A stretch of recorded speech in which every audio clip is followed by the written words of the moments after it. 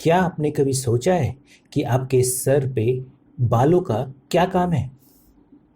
जरा सोचिए, आपके सर पे इन बालों का काम क्या है, right?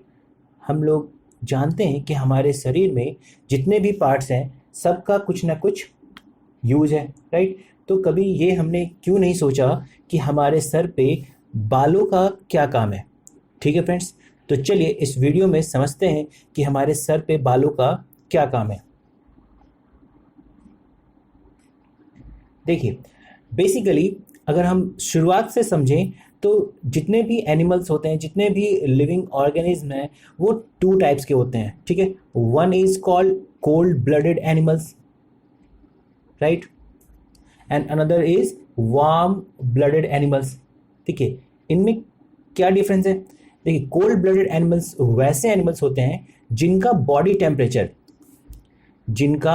Temperature according to environment change होता है, राइट? इनका बॉडी टेम्परेचर चेंज होता रहता है according to environmental condition.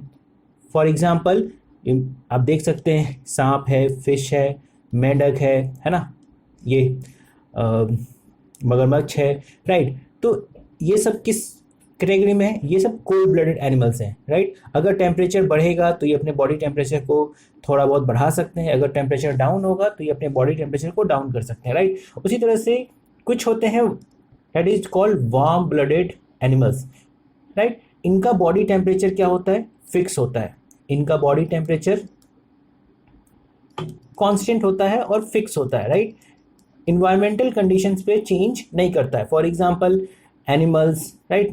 Most of the animals and including humans, right? And birds, ठीक है? ये सारे कैसे होते हैं? ये सारे वार्म ब्लडेड एनिमल्स होते हैं, ठीक है फ्रेंड्स?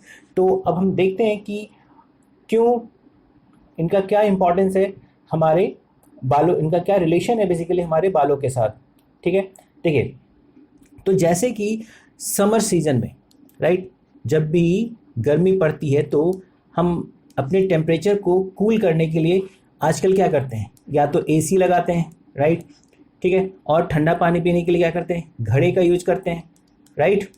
तो ये सब देखिए, ये हमारा आर्टिफिशियल तरीका है। ये सारे तरीके कैसे हैं? These are the artificial ways, है ना? ये इंसान ने क्रिएट किया है, एसी इंसान ने बनाया, घड़ा इंसान ने बनाया, लेकिन कुछ ऐसे भी तरीके हैं जो हमें नेचर्स ने बना के दिए हैं, राइट? फॉर एग्जाम्पल, देखिए, ज़्यादा गर्मी पड़ती है तो बारिश हो जाती है, राइट? आप ज़्यादा प्लांटेशन करोगे तो भी आपकी टेम्परेचर कांस्टेंट रहेगी या फिर गर्मी कम पड़ेगी, ठीक है? तो ये सारे कुछ नेचुरल सॉल्यूशंस हैं। अगर गर्मी ज़्यादा पड़ती है तो इस तरह से नेचर उसे कंट्रोल करती है। तो उसी तरह से हमारे बॉडी में भी नेचर्स ने कुछ व्यवस्था कर रखा है, राइट? नेचर ने हमारी बॉडी के लिए भी कुछ इंतजाम कर रखा है। तो देखते हैं क्या इंतजाम है। चलिए, फॉर एग्जांपल, जैसे कि हम लोग अगर बहुत ज़्यादा गर्मी पड़ती है तो देखिए पसीना निकलता है, राइट? उससे बहुत परेशान होते हैं। या फिर आप बहुत ज़्यादा एक्सरसाइज करते हो तो भी आपको पसीना निकलेगा। तो ये पसीना क्यों निकलता है और बेसिकली इन पसीनों का इम्पोर्टेंस क्या है, ठीक है? तो देखिए, इसके लिए आपको समझना होगा one of the most important term, that is the evaporation. Evaporation क्या होता है? ये एक प्रोसेस है जिसमें कि वाटर अपना स्टेट चेंज करता है liquid phase two vapour phase, right? इसके लिए इसे क्या चाहिए होता है? इसके लिए इसे हीट चाहिए होता है। अगर हम वाटर को हीट अप करेंगे, राइट, अगर हम वाटर को हीट देते हैं, राइट, तो ये वेपर बन जाता है, वाटर वेपर बन जाता है, राइट? इसके लिए हमें इसे हीट देने की ज़रूरत है। तो एवोपरेशन में हीट देना पड़ता है, और ये हीट उसे मिलेगा कहाँ से? So this heat will be taken from our body, right? जिसके कारण से हमें कूलिंग इफेक्ट होगा, है ना? हमारे बॉडी से अगर पसीना सूखेगा, राइट, मान लीजिए इंसान की बॉडी है, राइट, हमारी बॉडी से अगर पसीना सूखेगा तो उसे सूखने के लिए, उसे वेपर बनने के लिए उसे हीट की ज़रूरत होगी, और वो हीट हमारे बॉडी से ही निकलेगी, राइट? वो उस हीट को लेके वेपर बनेगा, तो इसलिए हमें कूलिंग इफेक्ट होगा। दैट्स वाई, देखिए, इसी कारण से हमें कूलिंग इफेक्ट फील होता है आफ्टर स्वेटिंग। जब हमें पसीना निकलता है, फिर जब वो पसीना सूखता है तो हमें कूलिंग इफेक्ट होता है। Due to the same reason आपने देखा होगा डॉग्स को जीभ बाहर निकाल के वो हाँफते रहते हैं, राइट। ऐसा क्यों करते हैं? क्योंकि उनके जो स्वेट ग्लैंड होते हैं वो केवल उनके जीभ पे होते हैं, उनके स्किन पे कोई भी स्वेट ग्लैंड नहीं होता है। इसीलिए वो अपने बॉडी टेम्परेचर को मेंटेन करने के लिए, राइट, इसीलिए अपने बॉडी टेम्परेचर को मेंटेन करने के लिए, फिक्स रखने के लिए वो क्या करते हैं? अपने जीभ से हाँफते रहते हैं। यहाँ से क्या होता है, यहाँ से जो भी पसीना है, राइट, वो बाहर निकल के एवोपरेट होता रहता है।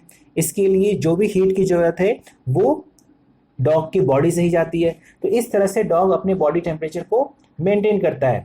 चलिए देखिए, तो अब हम समझते हैं मेन टॉपिक को, राइट। जैसे कि आपने देखा कि किसी भी कंप्यूटर का मेन पार्ट क्या होता है, उसका सीपीयू, राइट। और सीपीयू को ठंड रखने के लिए उसमें स्पेशल सीपीयू फैन लगा होता है, राइट। उसी तरह से ह्यूमन बॉडी का जो मेन प्रोसेसिंग यूनिट है that is human mind, right friends. Human mind is our CPU, right. तो इसे भी कूल रखना बहुत जरूरी है। अब इसे कूल कैसे रखेंगे? तो कूल रखने के लिए हमारे, देख सकते हैं आप, हमारे सर के ऊपर बहुत सारे पोर्स होते हैं।